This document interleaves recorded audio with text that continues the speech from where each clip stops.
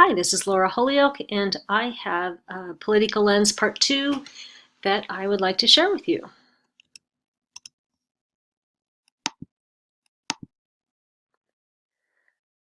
So this is kind of to continue from our previous PowerPoints. These are sources of power that you may or may not have thought about, and this is from Jeffrey Pfeffer's things on the political lens. So personal characteristics, the energy and physical stamina an individual has in order to keep on going. Another source of power is the focus. The ability to focus tends to carry with it quite a bit of power, including sensitivity to interests of others, being flexible in a role or being flexible to work with, the ability to tolerate conflict, what's going on around them, and then ability to submerge one's ego in order to get something accomplished. Other sources of power are scarce and valued expertise when we know something that other people don't know. Our track record is a source of power, along with our formal position in the organizational hierarchy. I think that's one that most people think of all the time.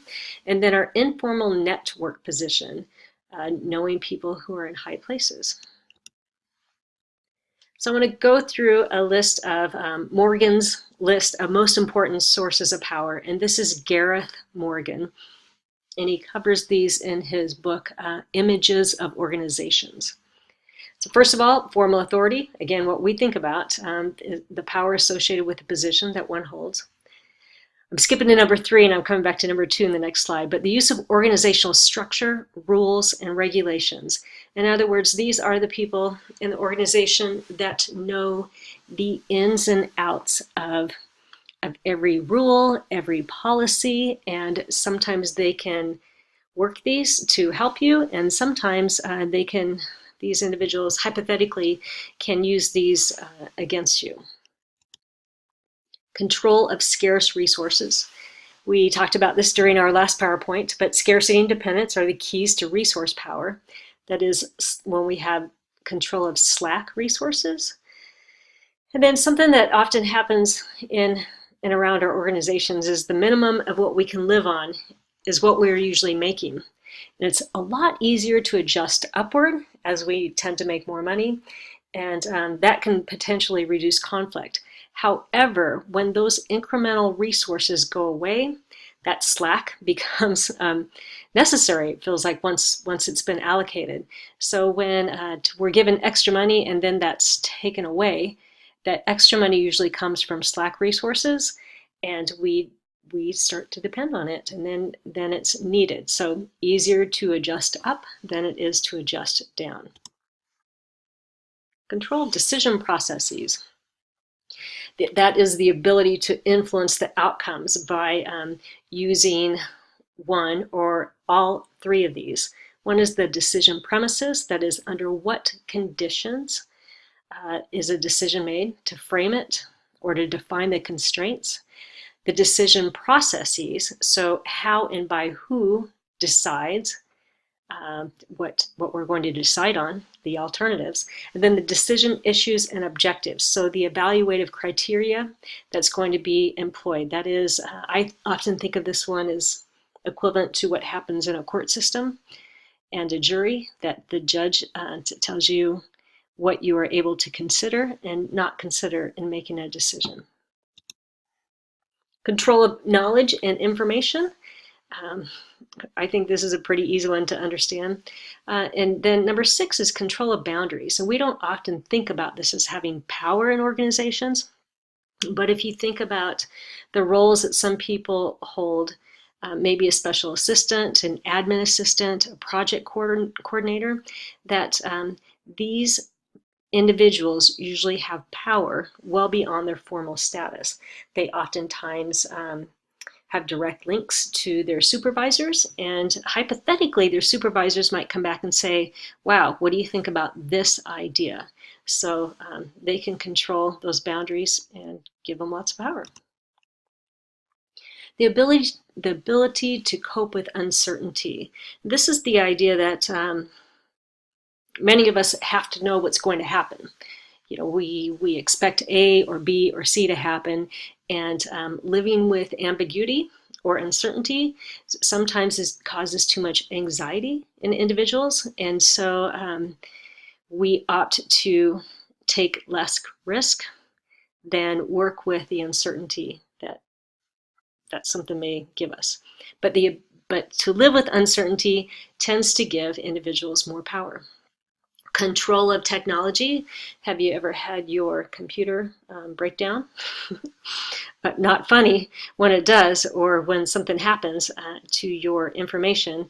And the people who can control that technology or keep our systems running have a lot of power. Interpersonal alliances, networks, and control of informal organization. This is the idea that we have friends in high places, people that sponsor us or mentor us and will certainly build us up outside of our presence. Cultural affiliations, coalitions of people prepared to trade support and favors to further their individual ends. It's who you know. 10 is control of counter organizations, something like trade unions and the power that comes with that. Then symbolism and the management of meaning. So if we have an ability to persuade others and endorse and perform their realities, if we can persuade people about what something means, that gives us more power. And then gender and the management of gender relations. It's just as much as we'd like to think it's not true, many organizations are dominated by gender-related values that tend to bias organizational life in favor of one sex over another. So, I thought I had something else different on this slide, but I guess I'm going to come to it in the next slide. So, Gert Hofstede did a rather large study, I think in the beginning of the 70s, and it was one organization that was in quite a few different countries. And he had 5 different elements, 5 different areas that he kind of divided cultures into. But one of the areas that he looked at was high power distance cultures versus low power distance cultures. And where the power is in these. So high power distance cultures, there's a small, powerful elite. And these powerful elite you are usually born into. Quite often you cannot work your way up. Sometimes you can be married into, but normally you are segregated. So people don't question, and education in these countries is not available to all people. And then in low power distance cultures or countries, that it's the idea that you can start at the bottom and move your way all the way up to quite a bit of power. Organizations are like this as well. Some of them have high power distance cultures, and where the administration is kept to a select few people. This may be in family-owned organizations.